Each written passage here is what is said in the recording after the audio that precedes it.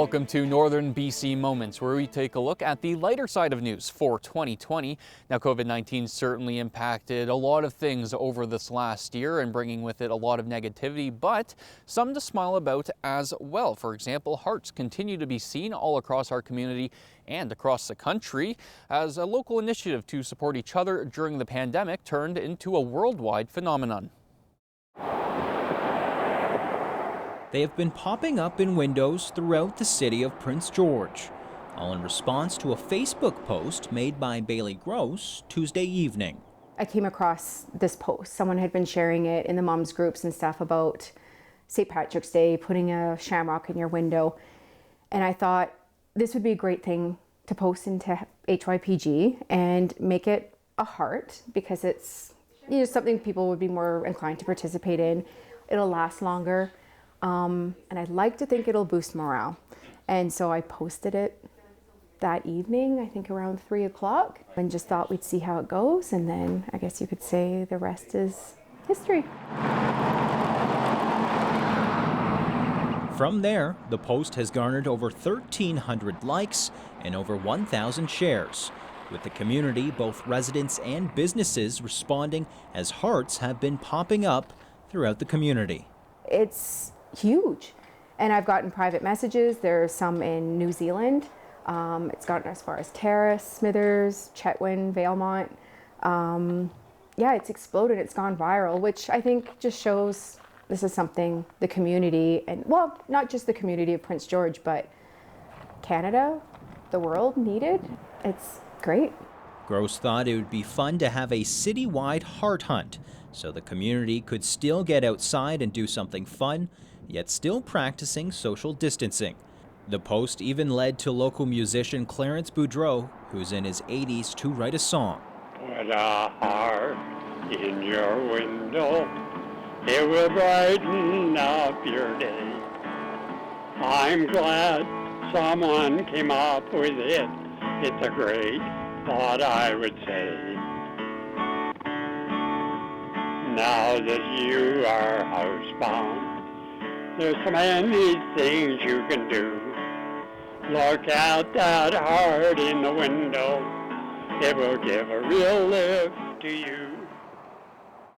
And in response to that viral trend, a Prince George woman following suit with her keychains, hoping they would help people in need across the country and bring a little love to their day. A local woman is trying to do what she can in hopes of spreading love and compassion during the COVID-19 pandemic, while also supporting food banks. CHERYL HANSSON has been creating Heart City keychains, a project she was inspired to do following a viral campaign that was first launched here in Prince George. The Facebook group, the Hearts of Prince George, is what inspired me to start making the the City Heart keychains, because essentially the idea is for people to be able to get out and about and look for hearts and something that's meaningful. Bailey GROSE, the one behind the launch of the Hearts of PG campaign, has seen the initiative explode over the past 2 weeks as she and her family are cooped up at home like many others. When I posted it, it was initially just to start something in Prince George, but it became a global thing quite quickly. I know there's a page called Heart Hunters. They're located in Canada as well, and they have over 600,000 members. There's a hashtag World of Hearts one. It has over 400,000 members. It's spread quite quickly. And in response to that viral campaign, HANSSON opted to take the heart and try to help out local food banks. She is selling the custom keychains for $15, with $10 of each sale going towards the food bank nearest them. A lot of their money comes from the thrift stores and such that they have, and those stores are currently closed, and who knows when they're going to be open. So I figured food bank, and everyone always needs to eat. It's not something you can give up. Orders can be made by calling 250-552-8062. HANSSON has already received orders from Kelowna, Port Alberni, and even Dartmouth, Nova Scotia, as well as numerous here in Prince George. Ethan Reddy, CKPG News. A local transit driver was dubbed a hero by BC Transit this year after his heroic actions on one March evening at Pine Centre Mall saved a man's life. I love it. the best part? Pardon me? What's the best part? Meeting new people. Meeting new people and just with my nature, I love to help. Good thing Andy Savo loves to help people, because he most certainly did one night in March. It was a typical shift for Savo, Route 88, driving from the HART Centre headed for Westgate Mall, his last run of the night. But it turned out to be anything but typical when he stopped at Spruceland Mall. I seen something, it didn't look right. As I could tell it was a female figure, and it was shaking somebody hard. The woman was shaking a fella because he wasn't breathing. And I was able to do proper CPR compressions. And for me, it felt like seconds, but in reality, it was there for a while, because I just got his heart going.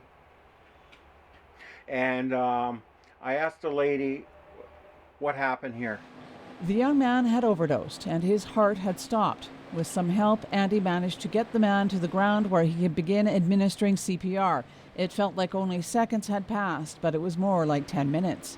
Yeah, it was a long ordeal, and like I said, for me, my reward would be the person is living.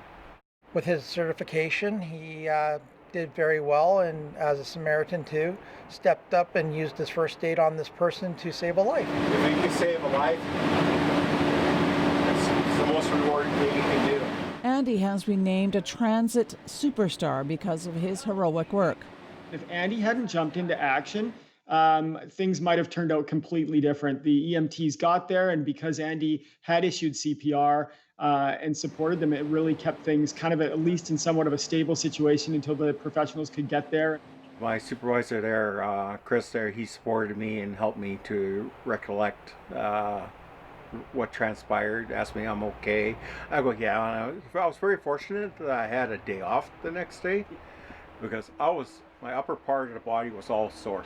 Because it was, how you say, those relaxed muscles you never use. And hopefully he'll never have to use them again. And Andy has a message for anyone who may find themselves in a similar situation. Take the time. Human life is precious. CHERYL, JAHN, CKPG News. Next on Northern BC Moments, a lesson in culture. Why the chair of School District 57 is growing out his hair and the message he hopes to put across.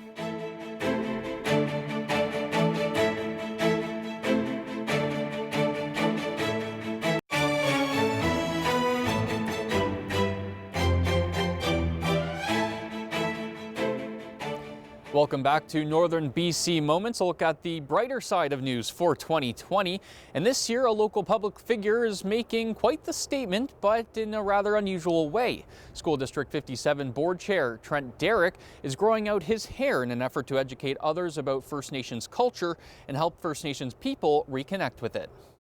I've been growing it for over a year now. And so this is the result. A stark contrast to Trent Derrick's previous look with a shorter do. But for Derrick, it's not a fashion statement he's trying to relay, rather a cultural one. For First Nations, long hair is very important. It symbolizes strength. It symbolizes that you're healthy and that you're a contributing member of society. Derrick is from Gittineau, part of the Gitxsan First Nation, a small reserve west of Hazelton. He spoke about the troubles First Nations faced with residential schools, as one of the first things done to kids once they arrived was getting their hair cut short. Derrick says that caused a great deal of trauma. A lot of First Nations cultures, when they cut their hair, was meant as a sign of loss, a sign of mourning, or a sign of sickness. So it meant something was wrong. And so when we saw society do that, when they went back home, they're always, why are we outsiders? Why is something, why are you mourning? What's your loss? So it was a very cultural significant situation. Derrick was recently elected as the board chair for School District 57. As such, education is a primary focus of this personal project. It's an opportunity, he believes, to reconnect Indigenous students with their roots and to educate non-Indigenous students about some long-standing traditions. It's that balancing act of where we were and what we were, and becoming part of the larger society as a whole and being proud of who we are. And I think that's the most important thing, is when you're part of the healing process, you truly become proud of your traditions, your language, and your culture. Derek will continue to grow his hair until he has to shave it for mourning, as is their custom. Matt Fatinko, CKPG News. Rethinking, reducing, repairing, and reusing. That is what one local craftsman did this year, taking old liquor bottles and giving them a second purpose, all for a cause near and dear to his heart. No, I don't drink all this. Sean Rice recently began turning booze bottles into lamps. Originally, though, he started with candles, all for a good cause. 8 to 10 years ago, my brother ended up with leukemia, and he started doing the candles as something to help rehab his hands because of the leukemia that he had. And I started seeing what he was making, and I thought, well, you know, I'd like to try that. The lamps I started doing again. My brother put it all back to my brother. He'd been doing them for a while, for probably a few months. I've had bottles here that it's difficult to make candles out of, and I thought, you know, I'll give that a try. The money he makes from the candles and lamps go towards 2 charities near and dear to his heart: the Heart and Stroke Foundation and Relay for Life Cancer Walk. We moved to BC in 1991 from Newfoundland.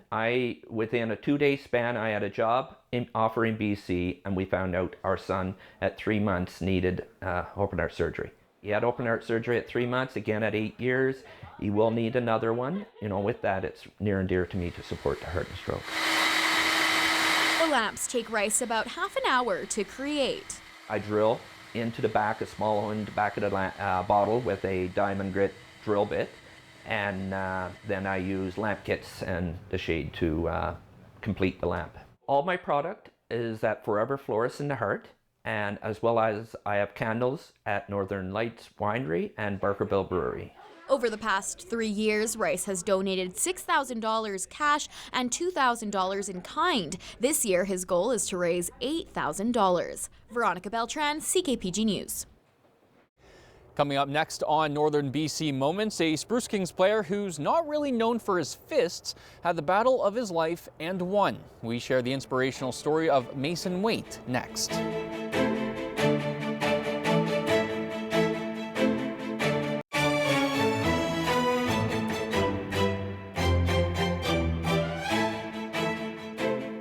Welcome back to Northern BC Moments, a look at the lighter side of news for 2020, a year in which one local artisan carved her way into the arts community with her unique skill. Isabel Stratton popped up at a market at Art Naps this year, showing off her chainsaw carvings. No, my mom definitely didn't love it at first. She was a little,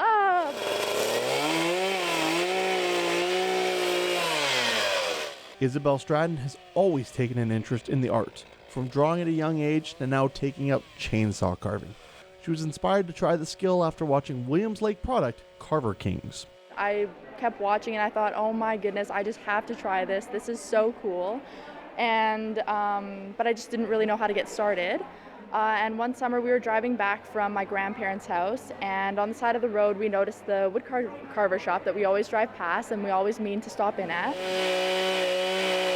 There, Isabel met one of the carvers from the show, Ryan Cook, and he helped spark her passion to learn the new skill. Sadly, he was unable to teach her, so he turned her towards a local carver in Prince George to give her some lessons. Self-taught and motivated to create, Isabel's passion has shaped itself into more than just a hobby.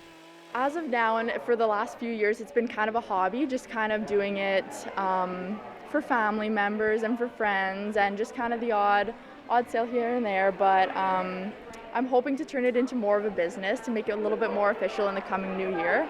With her ambitions set high, her father has been a key supporter in her growing talent. He's really the one out there with me. He does a lot of the stuff that I would not be able to do it without him. He does, we have a mill, and so he helps me cut the logs. He'll help me roll up the logs, he'll help me move the logs, he'll help me plan it out. He gets really excited about it too. He loves to help me with whatever I can. For Len, however, his investment in Isabel's hobby means a lot more. I guess for me it's a really special opportunity to do stuff with her, and I really enjoy being outside I'm a forester by trade, and so I just love being and working with trees, and to have her involved in something like this is special. It's time that we get to spend together. If you'd like to see more of Isabel's finished pieces and support her work, you can check her out on Instagram at Isabel's Carvings. Spencer Schultz, CKPG News. While COVID-19 dominated most health news this year, one Prince George Spruce King dealt with a health emergency of his own. Mason Waite had his own challenges during the off-season, one that he's now completely free of. I wasn't feeling sick or anything. I just kind of had a certain suspicion, I guess, that maybe I should get this thing checked out. That's how an extremely difficult month started for Spruce King's blue liner Mason Waite while back home in Winnipeg. He then called his doctor, beginning the process of getting a checkup with both doctors and a specialist on a Thursday and Friday. Went in for blood work Monday, and then the next day he received an update. Monday morning, I got an ultrasound, and then Tuesday night I had already received the call from the specialist that I had testicular cancer. But despite the shocking news and the ongoing pandemic, Waite was fortunate to go in for surgery the very next day. A whirlwind 48 hours for the 19-year-old. I don't think I was never scared or anything like that, because I guess I was expecting it, and then for it to all just happen so quickly, like from Friday to Wednesday, like the first phone call was Thursday, I guess. So from Thursday to Wednesday for that to all happen and already be under for surgery, you don't have really a lot of time to process those type of things. While it was a shocking moment for his entire family, Waite remained positive during the whole situation. And 1 month following the surgery, he received the call saying he was cancer-free. A call from Cancer Care about 2 weeks ago, maybe 3, saying I was all clear. The blood test, my previous blood test came back all good. I got that call, and within 3 hours I was in my garage lifting weights with my buddy. After an extremely difficult month for Waite and his entire family, now his attention turns to getting ready for his final year of junior hockey, and he is looking forward to getting back on the ice with the Kings. I'm super excited. Like I said, great group of guys, and the majority of them are coming back. So it's not going to be like last year where everyone kind of took a couple months to warm up to each other.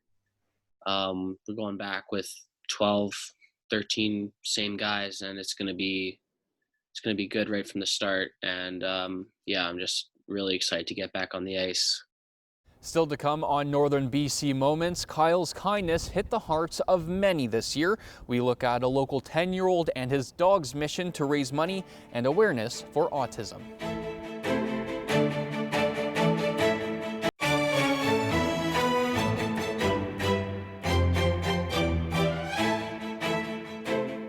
Welcome back to Northern BC Moments. Our final story looks at a 10-year-old boy and his dog fundraising for autism awareness. But much like Kyle Garfield, there's more to it than meets the eye.